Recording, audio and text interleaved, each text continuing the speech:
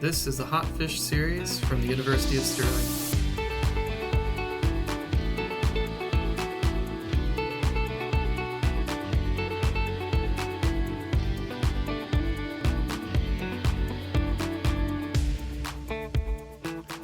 Hello and welcome to the HotFish Podcast series. Today I'm talking to John Bostock, Warren Turner and Amaya Albalat about their recent paper, Mixed-Sex Tilapia Can Perform Competitively with Monosex Stocks in Cage Production. John Bostock is a research fellow in the Institute of Aquaculture and lead author on the paper. So John, what's the background to this work? Tilapia is one of the most important aquaculture species, contributing to food security and economic development throughout the tropics. For practical and economic reasons, hatchlings commonly receive a short period of hormone treatment to produce all-male stocks for grow-out. Whilst the quantities involved are very small and result in no detectable increase in hormone levels in harvested fish, there are some regulatory barriers and ongoing concerns on grounds of welfare, staff health and safety or environmental effects. As there have been genetic gains in the strains used in aquaculture, together with changes in feeds and culture systems, the team set out to revisit the need for using sex-reversed fry. The potential alternative strategy using mixed-sex production was therefore examined through a practical growth trial at Namsai Farms in Thailand and economic modelling and nutritional research at the Institute of Aquaculture. The trials also facilitated an MSc student project, which was carried out by Dorcas Mensah from Ghana, supporting valuable transfer of knowledge from Asia to Africa. So Warren, you are the MD of Namsai Farms in Thailand. How were the trials set up? We decided to compare the growth of mixed-sex tilapia against monosex tilapia in cages. The main reason for this is that in cages the density of fish is high and the incidence of breeding would expect to be quite low, and even if there was breeding, the eggs would be lost through the bottom of the cage. Namsai's beginning strain was chosen as at the time it was our fastest growing strain of Nile tilapia and preferred by cage farmers for this reason. We decided to locate our cages in the Bampakong River in front of one of our farms. The reason is that cage culture in rivers is a common method of raising tilapia worldwide. What was the reason for stocking the mixed-sex fish at double density and then removing them at different rates?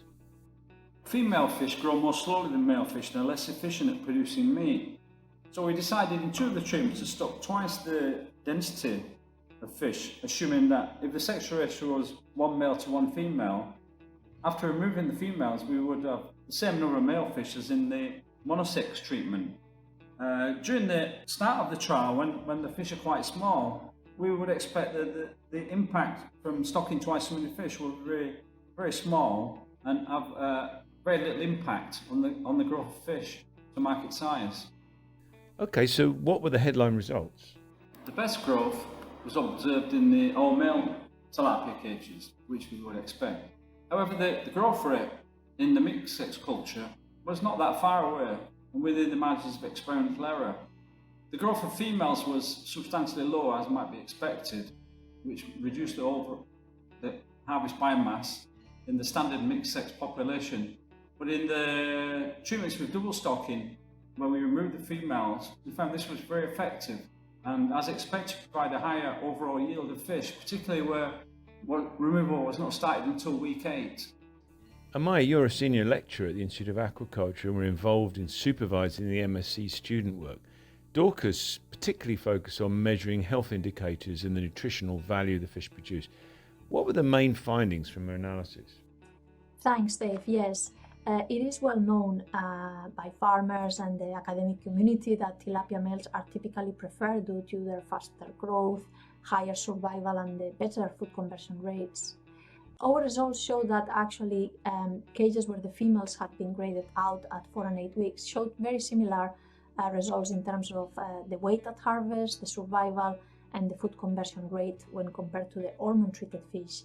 We also did not see any differences at harvest on the field yield, which is important, and also the nutritional composition, the nutritional value of the fillets. So very much from a production perspective, the removal of the females was really a successful strategy and did not detrimentally affect the performance and the fillet nutritional quality of the fish at harvest. Overall then, the trial showed that by using mixed sex fry and overstocking at the start of the grow-out period, and then with subsequent partial harvest of the females, there was no significant compromise to male growth. Moreover, there was an additional harvest of these smaller female fish. However, that wasn't the end of the analysis, John. Can you pick up on the story again? Yes, Stuart Bunting, a sustainability and natural resources expert, and I developed a financial model of a typical enterprise which enabled the profitability and overall financial returns between the different strategies to be compared. This showed that the production of monosex fish was the most profitable strategy given market prices in Thailand. However, if an 8% premium can be obtained for non-hormone treated fish, then a mixed-sex strategy could give equivalent financial results. Although the mixed-sex strategies resulted in greater overall production from each cage, the extra costs incurred in fry and feed to double the stocking density for even 4 or 8 weeks would not be recouped through the sale of the relatively small size fish.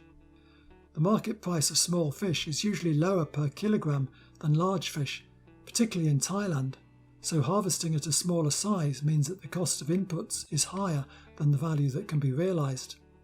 Another route to profitability might be for the small females to be sold for potential broodstock, as these can command much higher prices.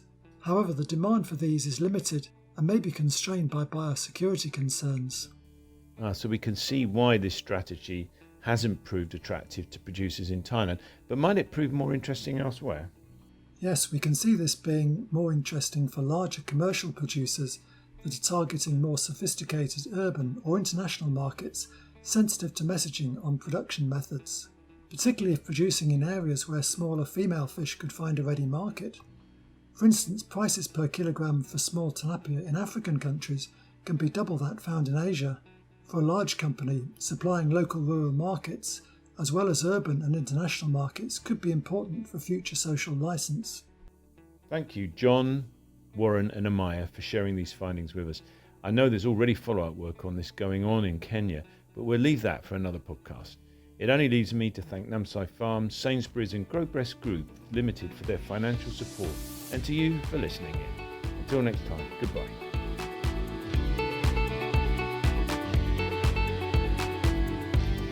This podcast has been produced at the University of Stirling's Institute of Aquaculture, with financial assistance from the Belmont Forum on Climate and Health. Thank you for listening.